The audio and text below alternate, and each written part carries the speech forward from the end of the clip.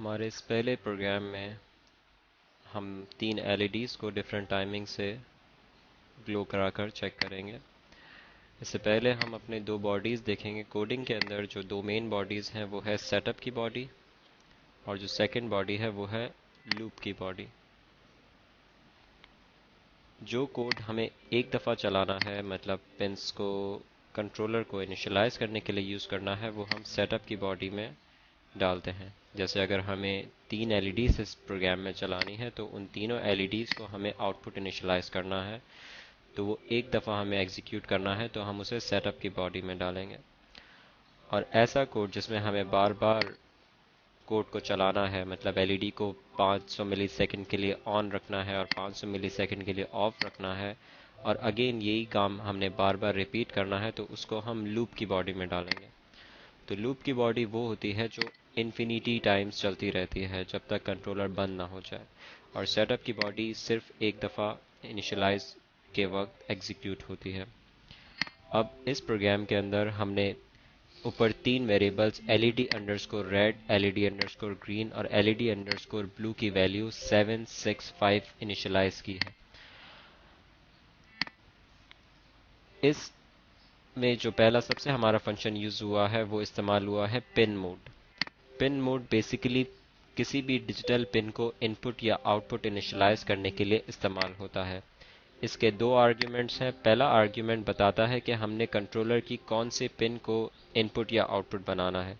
जैसे अर्डुइनो के ऊपर लिखा होता है 1, 2, 3, 4, ये उसकी पिन्स के नाम हैं। इन्हीं नामों से उसे इनिशियलाइज किया जाएगा। जो सेकंड आर्ग्यूमेंट होता है वहाँ पर आउट या इन लिखा जाता है, जो कि बताता है कि वो particular pin as an input काम करेगी या एज एन आउटपुट।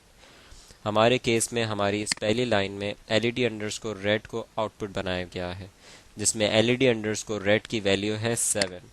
इसका मतलब है पिन नंबर 7 को आउटपुट इनिशियलाइज किया गया है। इसी तरह एलईडी अंडरस्कोर ग्रीन को भी आउटपुट बनाया गया है और एलईडी अंडरस्कोर ब्लू को भी आउटपुट बनाया गया है।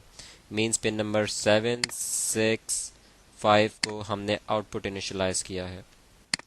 हमारी इनिशियलाइजेशन इसमें कंप्लीट होती है। अब हमारा नेक्स्ट फंक्शन आता है डिजिटल राइट का। डिजिटल राइट बेसिकली किसी पिन पर हाई या लो सेंड करने के काम आता है, जिसके थ्रू हम लोग किसी भी पिन पर 5 वोल्ट या 0 वोल्ट अपेयर कर सकते हैं। इसका पहला आर्ग्यूमेंट सेम पिन नंबर है। जिस पिन पर भी हमने हाई या लो मतलब 5 वोल्ट या 0 वोल्ट भेजना है, पहले उस पिन का नंबर यहाँ पर आता है, पहला आर्ग्यूमेंट, और सेकंड आर्ग्यूमेंट हाई या लो का होता है, जो कि बताता है कि हमें उस पिन पर 5 वोल्ट सेंड करना है या 0 वोल्ट। तो अगर हमने लूप के पहली लाइन में लिखा है digital right LED underscore red comma high, तो इसका मतलब है एलईडी अंडरस्कोर रेड पर हाई सेंड कर दिया जाए। इट मीन्स के पिन नंबर 7 पर इस वक्त 5 वोल्ट आ रहा होगा जब ये लाइन एग्जीक्यूट हो जाएगी। सेकंड थर्ड जो हमारा फंक्शन आता है वो आता है डिले का। डिले का फंक्शन प्रोग्राम के डिफरेंट पोर्शंस पर हमें डिले देने के काम आता है। इसके ब्रैकेट्स में जो वैल्यू हम लिखते हैं उतने मिली सेकेंड्स का डिले प्रोग्राम के उस हिस्से पर आता है। जैसे प्रोग्राम के इस लाइन में हमने लिखा है डिले के ब्रैकेट्स में 500, तो प्रोग्राम के इस हिस्से पर 500 मिली सेकेंड का डिले आएगा।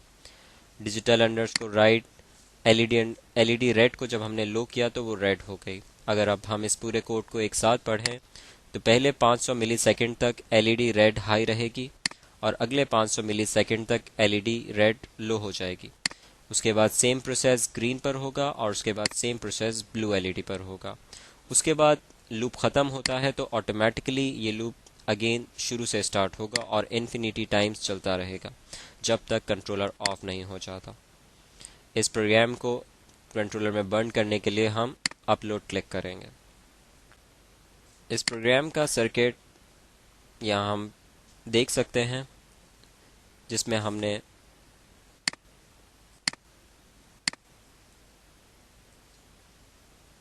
पिन नंबर 7, 6, 5 पर हमारी एलईडीज के एनोड्स को कनेक्ट किया है और दूसरे टर्मिनल्स को हमने अर्डुइनो के ग्राउंड पर कनेक्ट किया है। जब हम इस अरेंजमेंट में अपना हार्डवेयर लगा देंगे और प्रोग्राम को अपलोड कर देंगे तो हम अपनी एलईडीज़ को 500 मिलीसेकंड के डिले के बाद ब्लिंकिंग में देखेंगे। मींस पहले 500 मिलीसेकंड तक रेड एलईडी ऑन होगी और फिर 500 मिलीसेकंड ऑफ रहेगी, फिर ग्रीन एलईडी ऑन रहेगी और फिर 500 मिलीसेकंड ऑफ रहेगी, और फिर ब्लू 500 मिलीसेकंड ऑन रहेगी और फिर ऑफ रहेगी, और उसके बाद अगेन रेड एलईडी हमारी ब्लिंक होगी। तो इस तरह ये कोड बार बार हमारा चलता रहेगा तब तक जब तक हम हमारे सिस्टम को ऑफ नहीं कर देते। अपने फर्स्ट एलईडी ट्यूटोरियल के अंदर हमने सर्किट डायग्राम अपने सॉफ्टवेयर पर देखी। ये उसका हार्डवेयर सेटअप है जिसके अंदर हमने आर्डुइनो को 3 एलईडीज़ के साथ RGB के साथ कनेक्ट किया हुआ है। हर एलईडी के सीरीज़ में 3 रजिस्टर्स 33 ओम के हमने लगाए हैं। ये रजिस्टर की वैल्यूज़ हम लोग नॉर्मली 33 ओम से 1K तक लगा सकते हैं depending on the LED power. ये हमने लो पावर एलईडीज़ ली हैं तो हम 330 ओम का रजिस्टर इसके साथ लगा सकते हैं। इस सर्किट के अंदर तीनों एलईडीज़ हमारी पिन नंबर 7, 8, 5 जो कि हमने सर्किट डायग्राम के अंदर बताई थी उन्हीं से कनेक्ट की हुई है, और इन तीनों एलईडीज़ का जो हमारा कैथोड है वो ग्राउंड के साथ शॉर्टेड है। अब फ़िलहाल प्रोग्राम में हमारी ये एलईडीज़ 500 मिलीसेकंड ऑन और 500 मिलीसेकंड ऑफ रह रही हैं। अगर मैं चाहूँ तो इसके अंदर नया प्रोग्राम अपडेट कर देता हूँ, और अब मैं 100 मिलीसेकंड के प्रोग्राम को इसके अंदर अपलोड कर रहा हूँ। अब हम देख सकते हैं कि ब्लिंकिंग रेट बढ़ गया है। अब ये 100 मिलीसेकंड ऑन रहती है और 100 मिलीसेकंड ऑफ रहती है, तो अब फ्रीक्वेंसी ऑफ दी हमारी ब्लिंकिंग चेंज हो गई है।